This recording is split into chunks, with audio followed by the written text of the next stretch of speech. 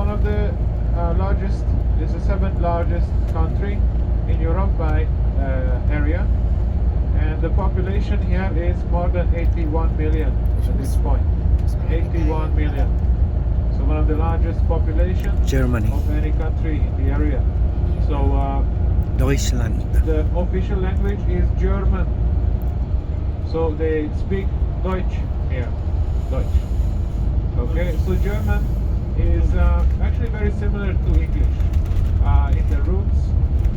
Of course, because of the common history of the region, but German is another difficult language for the pronunciation for sure, and the grammar is very difficult to get the grasp on. But once you get the basics, it's not the hardest language in the world to learn for sure. Yeah, so we're going to see a couple of cities in Germany which are famous for a couple of reasons. But as you have to know, the most important cities are the city of Munich, Stuttgart, Nuremberg, Berlin, Frankfurt, and Hamburg. So those are the main cities, and also Cologne and Düsseldorf, the largest cities of Germany. Okay, so each and every region has its kind of large city. The largest region, which we call Bavaria. Bavaria is Munich. in the south. Yes. South of Germany. Nuremberg That's pala where you yung have Munich. nakapuntahan natin. So Bavaria is one of the most famous regions. Munich. And the capital city of Germany is Berlin. Berlin is up in the north, and Munich is down in the south. And in between you have a lot of different cities. We're going to see one of the main financial centers today, which is Frankfurt. And the region we're going through now, it is a very popular place, destination for tourism because of the beautiful scenery along the Rhine River. So now we are entering into the Mosel-Rhine region. Mosel is another famous river in the region. Okay, we're going to see the Mosel today and also the Rhine River, and we're going to find the confluence of the two rivers, which is Koblenz. So that's where the two rivers meet. Okay, so in the Rhine region, this is very famous for wine. So they make wine here. If you didn't know, there is also German wine. Not as good as the French, but this region is very popular in the time of harvesting, which is normally at the end of August, in September, harvesting the wine and also drinking the wine, right? So they make wine in the region. You can see the Porta Nigra picture passing by. So that is very popular in the summer to visit. The Rhine River is one of the main rivers of Germany, flows through many of the important areas.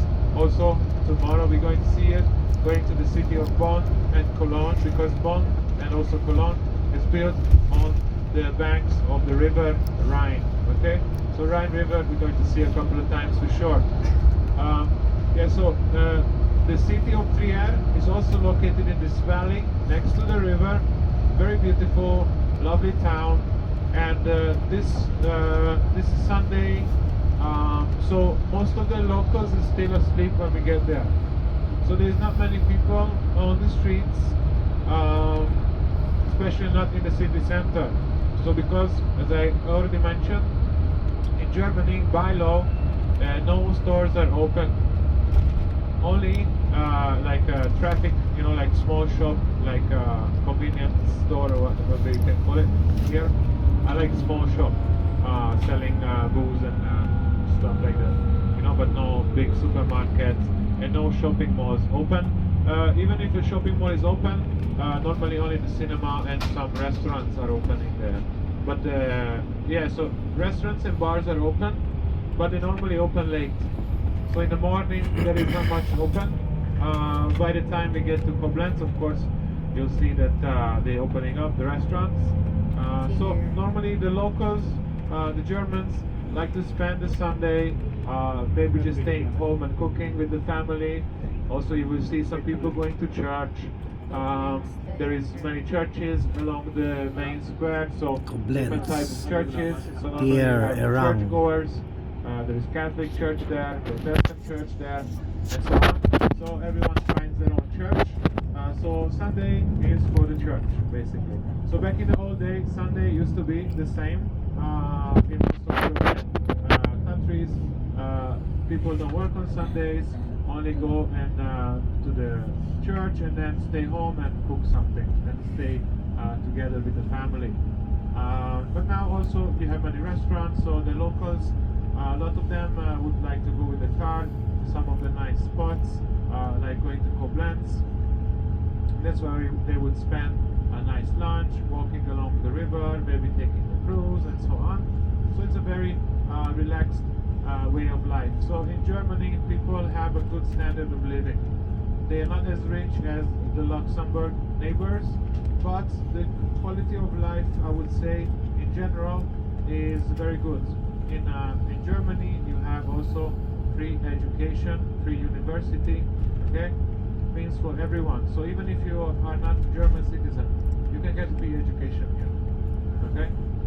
If you think about the future spending here. Yeah, so free education. Universities, only small fees you need to pay for this and that, but there is no high tuitions like 5, 10,000, 20,000 per semester. Okay, so this is free here, which is great. So education system pretty good in Germany. And also there is a lot of immigrants in Germany. A lot of people migrate here to live for better conditions. They coming or escaping war from the Middle East and so on. So a lot of different ethnicities are here in the cities of Germany. Yeah, because much better prospects for life. Yeah, so we'll be arriving now to the city of Trier. So first we're going to see the house of Karl Marx. Probably all of you learned about him and some of his works. So one of his most famous books is the Communist Manifesto, call it the Das Kapital, the capital. And so he was Binasa ni kind Ashun. of a philosopher as well, Yaris. and also his thesis on the works of capitalism and the works, the basis for socialism, right? So I think you all know what this is about, right? So you have two types of way of thinking, so it's kind of polarized in a sense. You have the capitalist way, which is what we do in the West, and then the East, you have the communists, so like China and so on. But before the communist ideology spread,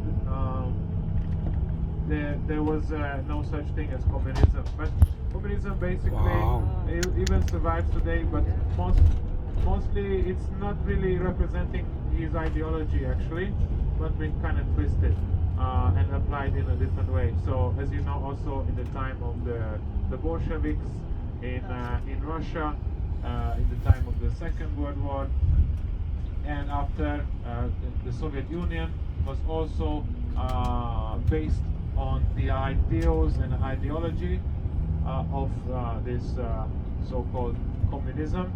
The basic idea was that there should be no one owning anything, the state should own everything, and then you should be happy.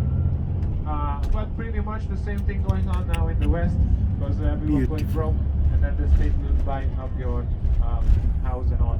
So anyway, but kind of feeling like we're heading there again. But I don't want to get too political, that's boring. But the main thing is to take the idea of sharing.